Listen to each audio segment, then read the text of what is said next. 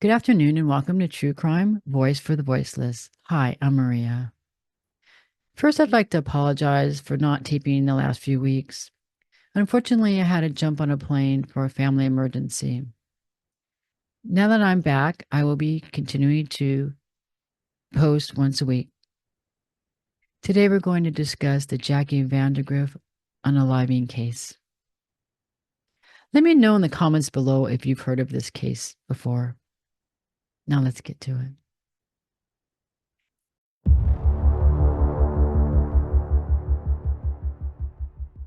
Please note that this content is for educational purposes only.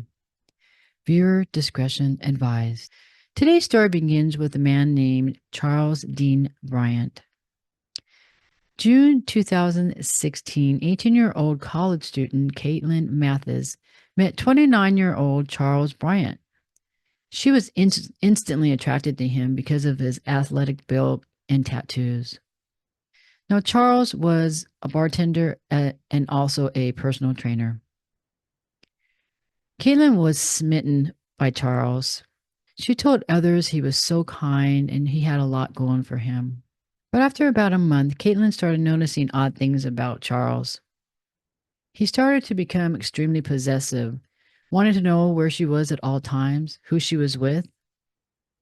She stated he wanted me to give him constant attention, that kind and loving person changed. She did not like what she was seeing, so in mid-August of 2016, she broke up with him. Charles did not respond to the breakup well at all. The next day, he showed up uninvited to her mother's house. Charles convinced Caitlin to get back together. Later that night, August 24th of 2016, Charles got pulled over by police officer Captain Polk at her school campus. He thought he was intoxicated by the way he was driving. He was not intoxicated, so they let him go. But later in the morning, he was back at Caitlin's campus. He knocked on her door to her dorm room. This really scared Caitlin because she didn't tell him where she lived. She got him to leave and then contacted the campus police. When Officer Polk seen the name on the report, he recognized it from the night before. So he contacted Caitlin to interview her. After speaking with Caitlin, Captain Polk issued a no trespass order banning Charles from the UNT campus. But Charles would not take no for an answer and showed up at her campus once again. He was arrested. On August 31st of 2016, Caitlin was starting a new job.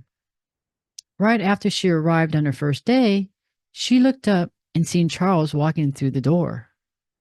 She told him she didn't want him there and to leave. She stated he just looked at her and looked extremely mad. She also stated her co-workers told her that he was there the day before looking for her. Caitlin asked her manager to keep Charles out, but her manager said there is nothing I can do. Caitlin did not feel safe, so she went back to her old job, which was a half hour away.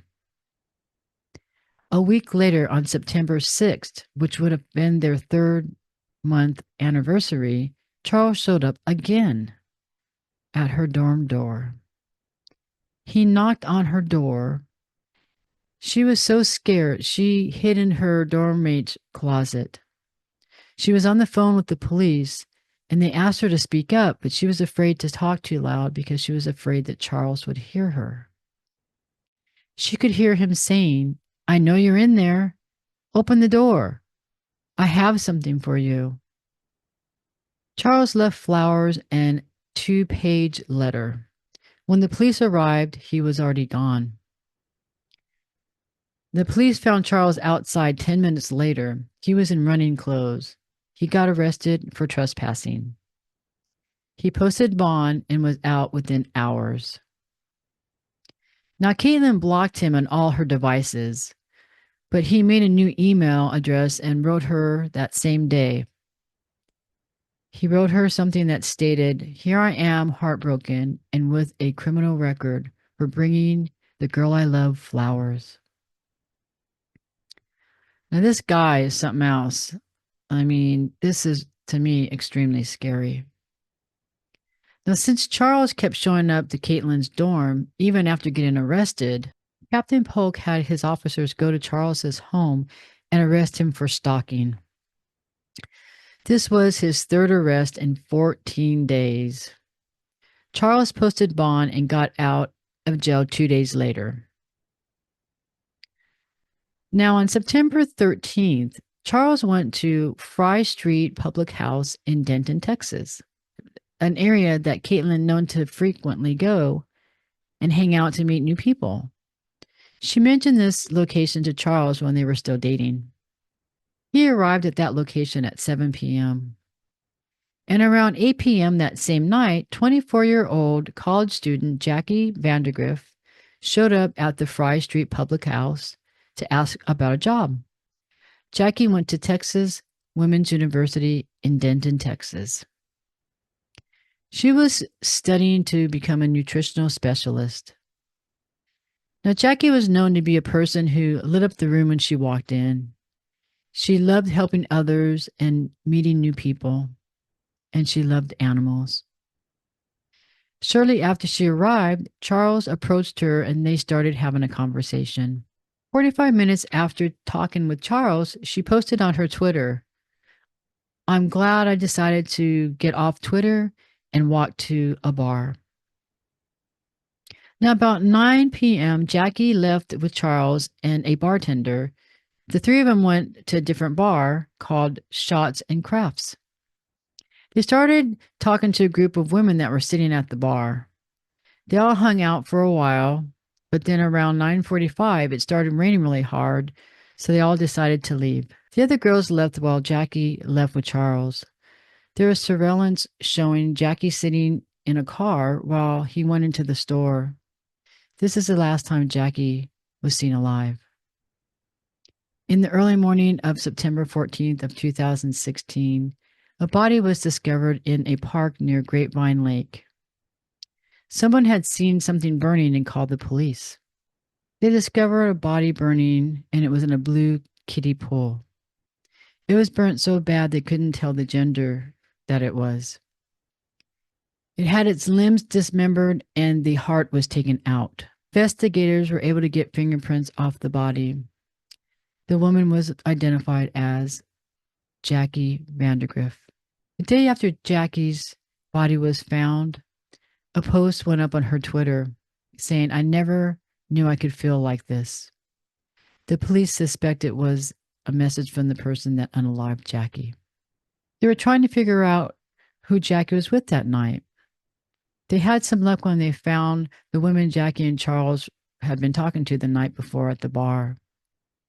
In their surveillance, it showed Charles giving one of the women a business card because he was a personal trainer. Now, after the investigators had Charles' name, they learned about his restraining order. They seen him as being a suspect. The Grapevine police called Captain Polk and told them their suspicions. He was actually in the middle of a race. He immediately stopped. At this point, Captain Polk was really concerned for Caitlin's well-being. They did not have any physical evidence to say that Charles committed the crime, but he was the main suspect at this point. Now, Captain Polk could not tell Caitlin what they suspected, but he did call her and asked her if she was okay. She asked him, "Does this have anything to do with the unalive that happened in Grapevine?" Captain Polk stated, "I can't specify that to you, Caitlin, but are you safe right now?" Now, Caitlin may not have been safe. Days after Jackie had been unalived, Charles sent Caitlin several messages. One of them was a picture of a tree with writing on it that said, "First kiss under this tree once upon a time." This picture was taken at Grapevine Lake. Now, the authorities think this may have been taken the day that Jackie was unalived. He also kept sending her messages saying he still loved her, that he missed her, and that he was upset that she broke up with him. But it was prohibited for Charles to communicate with Caitlin because of the restraining order. So on September 18th of 2016, police used this information to go to Charles's home residence and arrest him. So Charles was arrested for violating Caitlin's restraining order. This was a way to keep him off the streets while they could investigate. Now, investigator did an interview with him, and at first he didn't act like he even knew Jackie. While they were doing the interview with him, they were serving a search warrant for his residence. The investigators quickly connected Charles through surveillance footage of him at Walmart buying a shovel at 4 a.m, the day that Jackie disappeared, a kiddie pool missing from his backyard that matched the one that Jackie's body was in, physical evidence, DNA that was found on Jackie. They found her purse at his home, which was seen in the surveillance video as well. It had Texas Women's University on the front of it. They found zip ties with her hair on it, and her cell phone battery, which was found in his car. During interrogation, he stated, "Everything points to that I had to have done it, but I don't remember." So even though they had overwhelming evidence that Charles had disposed Jackie's body, there was no evidence yet that he had unalived her. So Texas Ranger Jim Holland was brought in to interrogate Charles. He specialized in interviewing some of the country's most prolific serial killers. So he started asking questions and kind of making him feel like he was his buddy.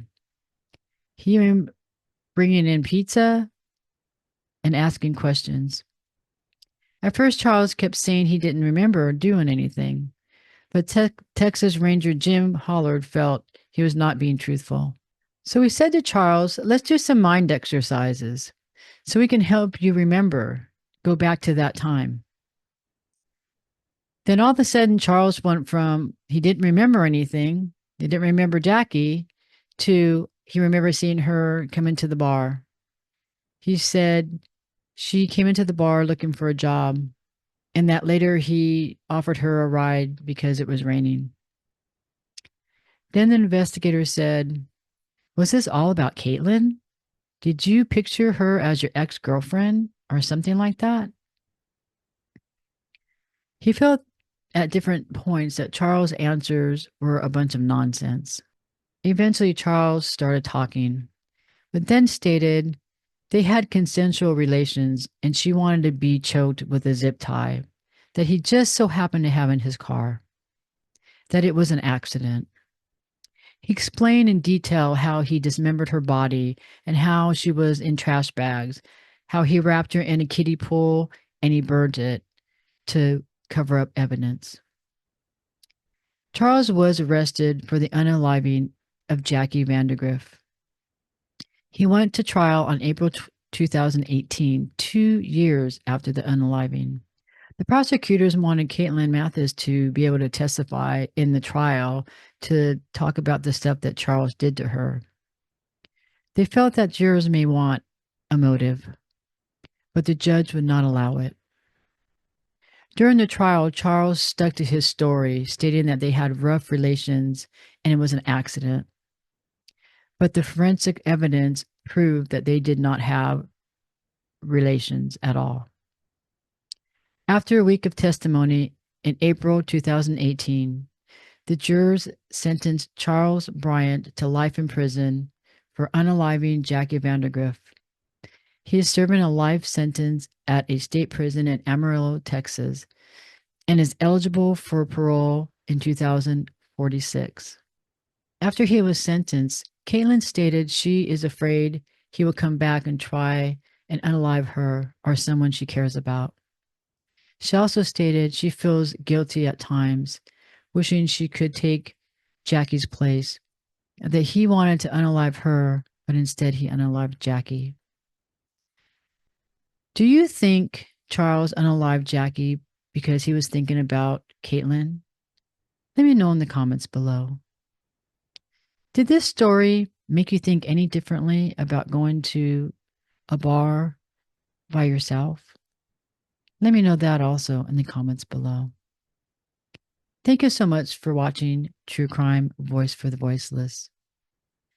If you haven't yet, please like and subscribe. And for those that have subscribed, thank you so much. I really, really appreciate it. And I'll see you next time. Bye for now.